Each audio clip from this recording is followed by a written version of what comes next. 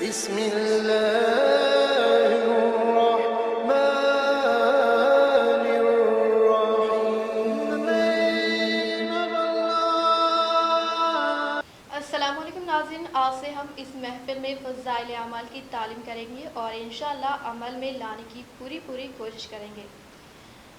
آج ہم بات کریں گے دین کی خاطر سختیوں کا برداشت کرنا اور تکالیف و مشقت کو جھیلنا۔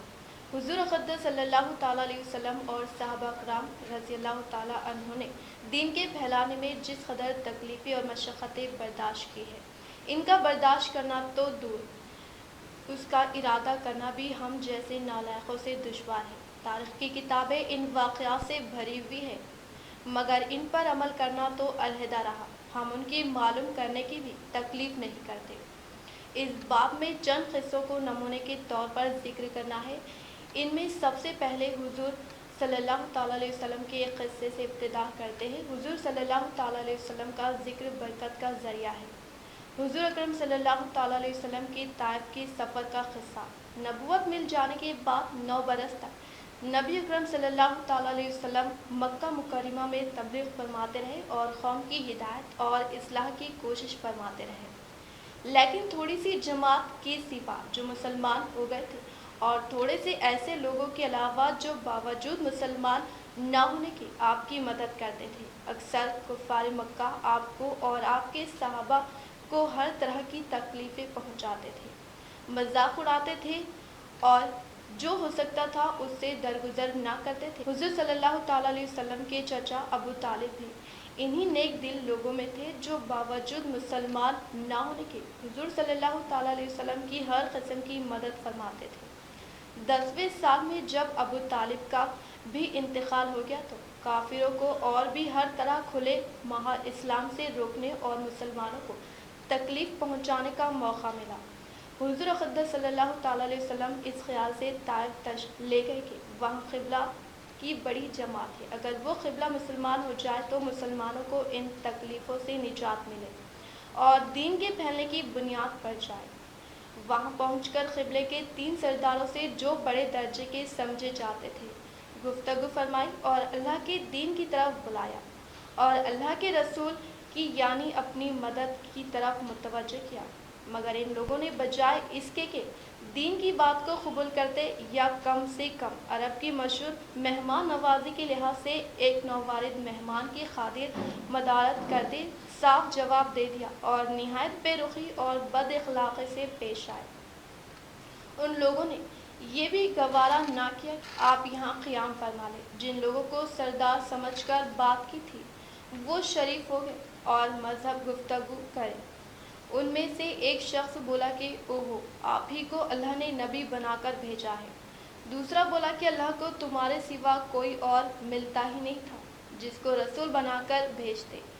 تیسرے نے کہا کہ میں تجھ سے بات کرنا نہیں چاہتا، اس لیے کہ اگر تو واقعی نبی ہے جیسا کہ دعویٰ ہے تو تیری بات سے انکار کر دینا مصیبت سے خالی نہیں، اور اگر جھوٹ ہے تو کرنے کا ارادہ فرمایا کہ آپ تو ہمت اور استقلال کے پہاڑ تھے، مگر کسی نے بھی قبول نہ کیا، بلکہ بجائے قبول کرنے کے حضور صلی اللہ تعالیٰ علیہ وسلم سے کہا کہ ہمارے شہر سے فوراً نکل جاؤ اور جہاں تمہاری چاہت کی جگہ ہو وہاں چلے جاؤ۔ حضور صلی اللہ تعالیٰ علیہ وسلم جب ان سے بالکل مایوس ہو کر واپس ہونے لگے تو ان لوگوں نے شہر کے لڑکوں کو پیچھے لگا دیا کہ آپ کا مذاق اڑائے، تالیاں پیٹے، پتھر مارے، حتیٰ کہ آپ صلی اللہ تعالیٰ علیہ وسلم نے دونوں جوتے خون کے جاری ہونے سے رنگین ہو گئے۔ حضور صلی اللہ تعالیٰ علیہ وسلم اسی حالت میں واپس ہوئے جب راستے میں ایک جگہ حضور صلی اللہ تعالیٰ علیہ وسلم نے یہ دعا مانگی: اے اللہ، تجھی سے شکایت کرتا ہوں میں اپنی کمزوری اور بے کسی کی اور لوگوں میں ذلت و رسوائی کی۔ اے رحیم الرحمان، تو ہی ذفا کر رب ہے اور تو ہی میرا پروردگار ہے۔ تو مجھے کس کے حوالے کرتا ہے؟ کسی اجنبی بیگانے کے جو مجھے دیکھ کر تش رو ہوتا ہے اور منہ چڑھاتا ہے، یا کسی دشمن کے جس کو تو نے مجھ پر قابو دے دیا؟ اے اللہ، اگر تو مجھ سے ناراض نہیں ہے تو مجھے کسی کی بھی پرواہ نہیں، تیری حفاظت مجھے کافی ہے۔ میں تیرے چہرے کے اس نور کی تفیل جس سے تمام اندھیریاں روشن ہو گئی اور جس سے دنیا اور آخرت کی سارے کام درست ہو جاتے ہیں، اس بات سے پناہ مانگتا ہوں کہ مجھ پر تیرا غصہ تو مجھ سے ناراض ہو، تیری ناراضگی کا اس وقت تک دور کرنا ضروری ہے جب تک تو راضی نہ ہو، اور نہ تیرے سوا کوئی طاقت ہے نہ قوت۔ مالک کی شان قہاری کو اس پر جوش آنا ہی تھا کہ حضرت جبرائیل علیہ السلام نے آ کر سلام کیا اور عرض کیا کہ اللہ تعالیٰ نے آپ کی قوم کی وہ گفتگو جو آپ سے ہوئی سنی اور ان کے جوابات سنے، اور ایک فرشتہ جو کس کے متعلق پہاڑوں کی خدمت ہے آپ کے پاس بھیجا ہے کہ آپ جو چاہے اس کو حکم دے۔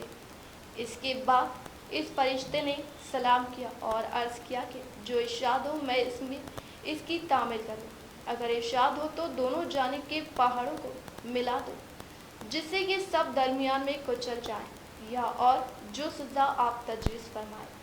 حضور صلی اللہ تعالیٰ علیہ وسلم کی رحم و کریم ذات نے جواب دیا کہ میں اللہ سے اس کی امید رکھتا ہوں کہ اگر یہ مسلمان نہیں ہوئے تو ان کی اولاد میں سے ایسے لوگ پیدا ہوں جو اللہ کی پرستش کرے اور اس کی عبادت کرے۔ یہ ہے اخلاق اس کریم ذات کے جس کے ہم لوگ نام لیوا ہیں کہ ہم ذرا سی تکلیف سے کسی کی معمولی گالی دے دینے سے ایسے بھڑک جاتے ہیں کہ پھر عمر بھر اس کا بدلہ نہیں اترتا، ظلم پر ظلم اس پر کرتے رہتے ہیں اور دعویٰ کرتے ہیں اپنے محمدی ہونے کا، نبی کے پیرو بننے کا۔ نبی کریم صلی اللہ تعالیٰ علیہ وسلم اتنی سخت تکلیف اور مشقت اٹھانے کے باوجود نہ بد دعا فرماتے ہیں نہ کوئی بدلہری کے وقت حضور صلی اللہ تعالیٰ علیہ وسلم کا قصہ حضرت عائشہ رضی اللہ تعالیٰ عنہ فرماتی ہے کہ جب ابر، آندھی وغیرہ ہوتی تھی تو حضور اقدس صلی اللہ تعالیٰ علیہ وسلم کے چہرہ نور پر اس کا اثر ظاہر ہوتا تھا اور چہرے کا رنگ فق ہو جاتا تھا، اور خوف کی وجہ سے کبھی اندر تشریف لے جاتے کبھی باہر تشریف لاتے اور یہ دعا پڑھتے رہتے، یا اللہ اس ہوا کی بھلائی چاہتا ہوں، اور جو اس ہوا میں ہو بارش وغیرہ اس کی بھلائی چاہتا ہوں، اور جس غرض سے یہ بھیجی گئی اس کی بھلائی چاہتا ہوں۔ اللہ میں اس ہوا کی برائی سے پناہ مانگتا ہوں، اور جو چیز اس میں ہے اور جس غرض سے یہ بھیجی گئی اس کی برائی سے پناہ مانگتا ہوں۔ اور جب بارش شروع ہو جاتی تو چہرے پر انبساط شروع ہوتا۔ میں نے عرض کیا کہ یا رسول اللہ، سب لوگ جب ابر دیکھتے ہیں تو خوش ہوتے ہیں کہ بارش کے آثار معلوم ہوئے، مگر آپ صلی اللہ تعالیٰ علیہ وسلم پر ایک گرانی محسوس ہوتی ہے۔ حضور صلی اللہ تعالیٰ علیہ وسلم نے ارشاد فرمایا، عائشہ مجھے اس کا کیا اطمینان ہے کہ اس میں عذاب نہ ہو۔ قوم عاد کو ہوا کے ساتھ ہی عذاب دیا گیا اور وہ ابر کو دیکھ کر خوش ہوئے تھے کہ اس ابر میں ہمارے لیے پانی برسایا جائے گا، حالانکہ اس میں عذاب تھا۔ اللہ جل شانہ کا ارشاد ہے، ان لوگوں نے یعنی قوم عادہ نے جب اس بادل کو اپنی وادیوں کے مقابل آتے دیکھا تو کہنے لگے یہ بادل تو ہم پر بارش برسانے والا ہے۔ ارشاد خداوندی ہوا کہ نہیں برسنے والا نہیں، بلکہ یہ وہی عذاب ہے جس کی تم جلدی مچاتے تھے اور نبی صلی اللہ تعالیٰ علیہ وسلم سے کہتے تھے کہ اگر تو سچا ہے تو ہم پر عذاب لا۔ ایک آندھی ہے جس میں دردناک عذاب ہے جو ہر چیز کو اپنے رب کے حکم سے ہلاک کر دے گی۔ چنانچہ وہ لوگ اس آندھی کی وجہ سے ایسے تباہ ہو گئے کہ بہزان کے مکانات کے کچھ نہ دکھائی دیتا تھا، اور ہم مجرموں کو اسی طرح سزا دیا کرتے تھے۔ یہ اللہ کے خوف کا حال اسی پاک ذات کا ہے جس کا سید ہونا خود اسی کے ارشاد سے سب کو معلوم ہے۔ خود کلام پاک میں یہ ارشاد ہے کہ اللہ تعالیٰ ایسا نہ کریں گے کہ ان میں آپ کے ہوتے ہوئے ان کو عذاب دے۔ اس وعدہ خداوندی کے باوجود پھر حضور اقدس صلی اللہ تعالیٰ علیہ وسلم کے خوف الہی کا یہ حال تھا کہ ابر اور آندھی کو دیکھ کر پہلی قوموں کے عذاب یاد آ جاتے تھے۔ اسی کے ساتھ ایک نگاہ اپنے حال پر بھی کرنا ہے کہ ہم لوگ ہر وقت گناہوں میں مبتلا رہتے ہیں اور زلزلوں اور دوسری قسم کے عذابوں کو دیکھ بجائے اس سے متاثر ہونے کی، توبہ استغفار، نماز وغیرہ میں مشغول ہونے کی، دوسری قسم کی لغو تحقیقات میں پڑ جاتے ہیں۔ اندھیرے میں حضرت انیس رضی اللہ تعالیٰ عنہ کا افعال۔ نصیر رضی اللہ تعالیٰ بن عبداللہ کہتے ہیں کہ حضرت انیس رضی اللہ تعالیٰ عنہ کی زندگی میں ایک مرتبہ دن میں اندھیر اچھا گیا۔ میں حضرت انیس رضی اللہ تعالیٰ عنہ کی خدمت میں حاضر ہوا اور عرض کیا کہ حضور صلی اللہ تعالیٰ علیہ وسلم کے زمانے میں بھی اس قسم کی چیزیں پیش آتی تھیں۔ انہوں نے فرمایا، خدا کی پناہ، حضور صلی اللہ تعالیٰ علیہ وسلم کے زمانے میں تو ذرا بھی ہوا تیز ہو جاتی تھی تو ہم لوگ قیامت کے آ جانے کے خوف سے مسجدوں میں دوڑ جاتے تھے۔ ایک دوسرے صحابی ابو اللہ رضی اللہ تعالیٰ عنہ فرماتے ہیں کہ حضور صلی اللہ تعالیٰ علیہ وسلم معمول تھا کہ جب آندھی چلتی تو حضور صلی اللہ تعالیٰ علیہ وسلم گھبرائے ہوئے مسجد میں تشریف لے جاتے۔ آج کسی بڑے سے بڑے حادثے، مصیبت، بلا میں بھی مسجد کسی کو یاد آتی ہے۔ عوام کو چھوڑ کر خواص میں بھی اس کا اہتمام کچھ پایا جاتا ہے۔ آپ خود ہی اس کا جواب اپنے دل میں سوچیں۔ سورج گرہن میں حضور صلی اللہ تعالیٰ علیہ وسلم کا عمل۔ حضور اقدس صلی اللہ تعالیٰ علیہ وسلم کے زمانے میں سورج گرہن ہو گیا۔ صحابہ رضی اللہ تعالیٰ عنہ کو فکر ہوئی کہ اس موقع پر حضور صلی اللہ تعالیٰ علیہ وسلم عمل فرمائیں گے، کیا کریں گے، اس کی تحقیق کی جائے۔ جو حضرات اپنے اپنے کام میں مشغول تھے چھوڑ کر دوڑے ہوئے آئے۔ 9 عمر لڑکے جو تیز اندازی کی مشق کر رہے تھے، ان کو چھوڑ کر لپکے ہوئے آئے تاکہ یہ دیکھیں کہ حضور صلی اللہ تعالیٰ علیہ وسلم اس وقت کیا کریں گے۔ نبی اکرم صلی اللہ تعالیٰ علیہ وسلم نے 2 رکعت کسوف کی نماز پڑھی جو اتنی لمبی تھی کہ لوگ خشک کھا کر گرنے لگے۔ نماز میں نبی اکرم صلی اللہ تعالیٰ علیہ وسلم روتے تھے اور فرماتے تھے، اے رب، کیا آپ نے مجھ سے اس کا وعدہ نہیں فرما رکھا ہے کہ آپ ان لوگوں کو میرے موجود ہوتے ہوئے عذاب نہ فرمائیں گے، اور ایسی حالت میں بھی عذاب نہ فرمائیں گے کہ وہ لوگ استغفار کرتے رہیں۔ پھر حضور صلی اللہ تعالیٰ علیہ وسلم اللہ نے لوگوں کو نصیحت فرمائی کہ جب کبھی ایسا موقع ہو اور آفتاب یا چاند گرہن ہو جائے تو گھبرا کر نماز کی طرف متوجہ ہو جایا کرو۔ میں جو آخرت کے حالات دیکھتا ہوں، اگر تم کو معلوم ہو جائے تو ہنسنا کم، رونے کی کثرت کر دو۔ جب کبھی ایسی حالت پیش آئے تو نماز پڑھو، دعا مانگو، صدقہ کرو۔ حضور صلی اللہ تعالیٰ علیہ وسلم کا تمام رات روتے رہنا۔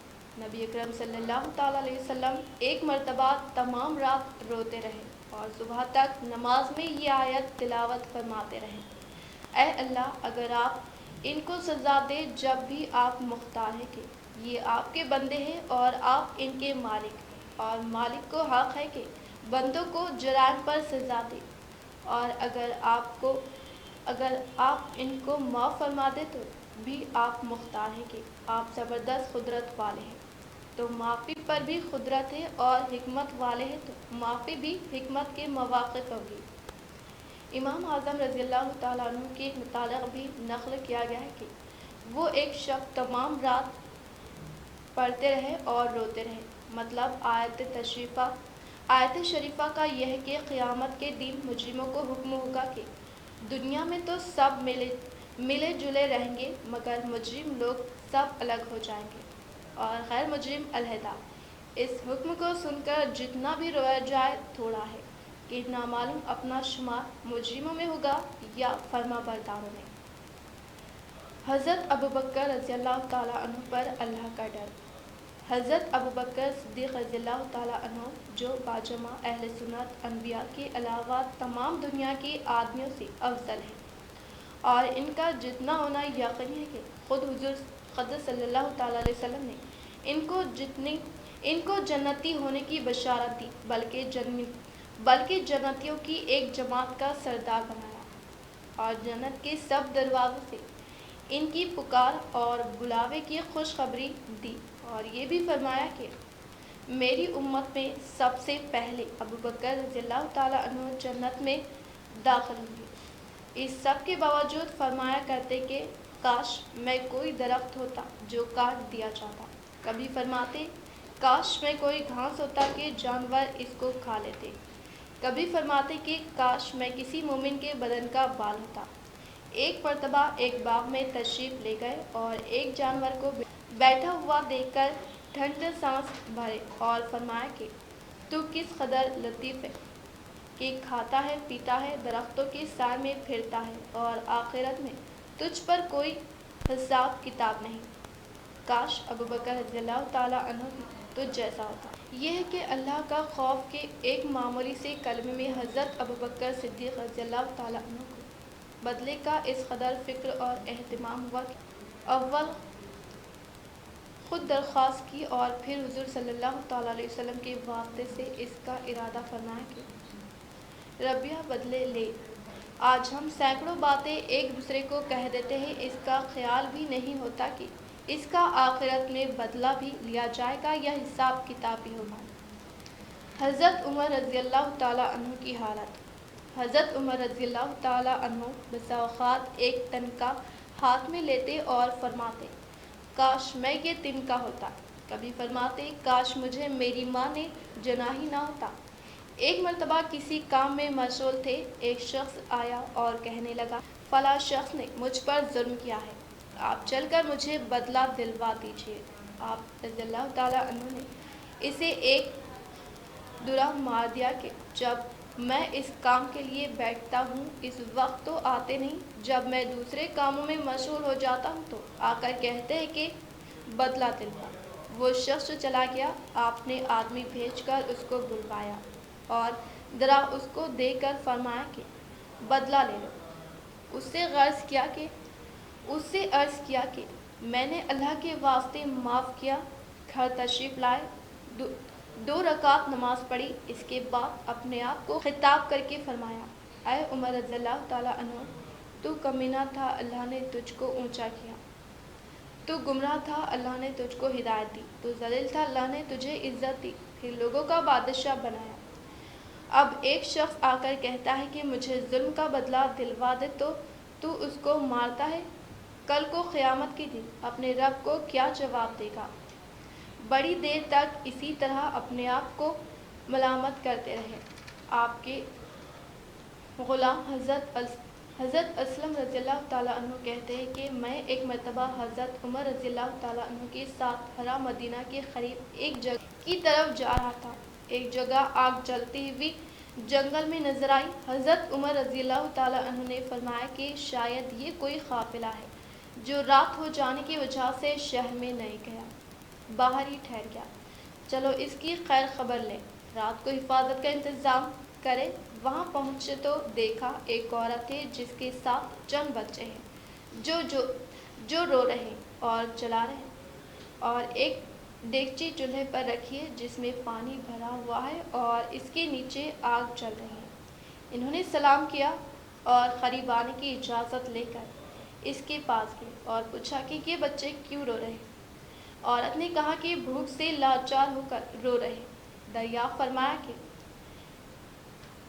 اس دیگچی میں کیا ہے؟ عورت نے کہا کہ پانی بھر کر بہلانے کے واسطے آگ پر رکھ دیے کہ ذرا ان کو تسلی ہو جائے اور سو جائے۔ امیر المومنین عمر رضی اللہ تعالیٰ عنہ کا اور میرے اللہ کے یہاں فیصلہ ہوگا کہ میری اس تنگی کی خبر نہیں لیتے۔ حضرت عمر رضی اللہ تعالیٰ عنہ رونے لگے اور فرمایا کہ اللہ تجھ پر رحم کرے، بھلا عمر رضی اللہ تعالیٰ عنہ کو تیرے حال کی کیا خبر ہے؟ کہنے لگے کہ وہ ہمارے امیر بنے ہیں اور ہمارے حال کی خبر بھی نہیں رکھتے۔ اسلم رضی اللہ تعالیٰ عنہ کہتے کہ عمر رضی اللہ تعالیٰ عنہ مجھے ساتھ لے کر واپس ہو جائے اور ایک بوری میں بیت المال میں سے کچھ آٹا اور کھجوریں اور چربی اور کچھ کپڑے اور کچھ درہم دی۔ غرض اس بوری کو خوب بھر لیا اور فرمایا کہ یہ میری کمر پر رکھ دیں۔ میں نے عرض کیا کہ میں لے چلوں؟ آپ رضی اللہ تعالیٰ عنہ نے فرمایا کہ نہیں، میری کمر پر رکھ دیں۔ 2-3 مرتبہ جب میں نے اصرار کیا تو فرمایا کیا قیامت میں بھی میرے بوجھ کو تو ہی اٹھائے گا؟ اس کو میں ہی اٹھاؤں گا، اس لیے کہ قیامت میں مجھ ہی سے اس کا سوال ہوگا۔ میں نے مجبور ہو کر بوری کو آپ کی کمر پر رکھ دیا۔ آپ نہایت تیزی کے ساتھ اس کے پاس تشریف لے گئے، میں بھی ساتھ تھا۔ वहाँ पहुंचकर इस देगची में आटा और कुछ चर्बी और खजूरें डाली और इसको चलाना शुरू किया और चूल्हे में खुद ही फूंक मारना शुरू किया। असलम रज़ियल्लाहु ताला अन्हु कहते हैं कि आपकी गुंजान दाढ़ी से धुआं निकलता हुआ मैं देखता रहा, हत्ता कि हरीरा सा तैयार हो गया। इसके बाद आप रज़ियल्लाहु ताला अन्हु ने अपने दस्ते मुबारक से निकालकर इनको खिलाया। वो सैर होकर खूब हंसने लगे और मशगूल हो गए और जो बच्चा था वो दूसरे वक्त के वास्ते इनके हवाले कर दिया। वो औरत बहुत खुश हुई और कहने लगी, अल्लाह ताला तुम्हें जज़ाए खैर दे। तुम थे इसके मुस्तहिक़ के बजाय हज़रत उमर रज़ियल्लाहु ताला अन्हु के तुम खलीफा बनाए जाते। हज़रत उमर रज़ियल्लाहु ताला अन्हु ने इसको तसल्ली दी और फरमाया कि जब तुम खलीफा के पास जाओगी तो मुझको भी वहीं पाओगी। हज़रत उमर रज़ियल्लाहु ताला अन्हु इसके करीब ही ज़रा हटकर ज़मीन पर बैठ गए और थोड़ी देर बैठने के बाद चले आए और फरमाया कि मैं इसलिए बैठा था कि मैंने इनको रोते हुए देखा था। मेरा दिल चाहा कि थोड़ी देर इनको हंसते हुए भी देखूं। सुबह की नमाज में अक्सर सूरह कैफ वगैरह पढ़ी सूरतें पढ़ते और रोते के कई सफ़ों तक आवाज़ जाती। एक मरतबा सुबह की नमाज में सूरह यूसुफ पढ़ रहे थे, रोते रोते आवाज़ ना निकली। तहज्जुद की नमाज में बास मरतबा रोते रोते गिर जाते और बीमार हो जाते। यह है अल्लाह का खौफ इसकी शख्स का जिसके नाम से बड़े बड़े नामोर बादशाह डरते थे, कांपते थे। आज भी 1350 बरस के ज़माने तक इसका दबदबा माना हुआ है। आज कोई बादशाह नहीं, हाकिम नहीं, कोई मामूली सा अमीर भी अपनी रियाया के साथ ऐसा बर्ताव करता है। हज़रत इब्न अब्बास रज़ियल्लाहु ताला अन्हु की नसीहत। वह बिन मबना कहते हैं कि हज़रत अब्दुल्ला बिन अब्बास रज़ियल्लाहु ताला अन्हु की ज़ाहिरी बीनाई जाने के बाद मैं इनको ले जा रहा था। वो मस्जिद हरम में तशरीफ़ ले गए। वहाँ पहुँचकर एक मजमुए से कुछ झगड़े की आवाज़ आ रही थी। फरमाया, मुझे इस मजमुए की तरफ ले चलो। मैं इस तरफ ले गया। वहाँ पहुँचकर आप सल्लल्लाहु ताला अलैहि वसल्लम ने सलाम किया। उन लोगों ने बैठने की दरख्वास्त की तो आपने इनकार फरमा दिया और फरमाया कि तुम्हें मालूम नहीं कि अल्लाह के ख़ास बंदों की जमात वो लोग हैं जिनको इसके खौफ ने चुप कर रखा है। हालांकि वो आजिज़ है, ना गूंगे बल्कि फसीह लोग हैं, बोलने वाले हैं, समझदार हैं, मगर अल्लाह ताला की बड़ाई के ज़िक्र ने उनकी अक़लों को उड़ा रखा है। उनके दिल इसकी वजह से टूटे रहते और ज़बानें चुप रहती, और जब इस हालत पर उनको मैसर हो जाती है तो इसकी वजह से नेक कामों में वो जल्दी करते हैं। तुम लोग उनसे कहना हट गए। वह रज़ियल्लाहु ताला अन्हु कहते हैं कि इसके बाद मैंने 2 आदमियों को भी एक जगह जमा नहीं देखा। हज़रत इब्न अब्बास रज़ियल्लाहु ताला अन्हु अल्लाह के खौफ से इस कदर रोते थे कि चेहरे पर आंसुओं के हर वक्त बहने से 2 नालियाँ सी बन गई थी। ऊपर के हिस्से में हज़रत अब्बास रज़ियल्लाहु ताला अन्हु ने नेक कामों पर एहतिमाम किया कि एक सहज नुस्खा बताया कि अल्लाह की अज़मत और इसकी बड़ाई का सोच किया जाए कि इसके बाद हर किस्म का नेक अमल सहल है और फिर वो यकीनन इखलास से भरा हुआ होगा। रात दिन के 24 घंटों में अगर थोड़ा सा वक्त भी अल्लाह हम लोग इस सोचने की खातिर निकाल ले तो क्या मुश्किल है। तो नाज़रीन, हम इस प्रोग्राम को इंशाअल्लाह रोज़ जारी रखेंगे और इल्म को आप तक पहुंचाते रहेंगे। तो नाज़रीन, दीजिए इजाज़त। अल्लाह हाफ़िज़।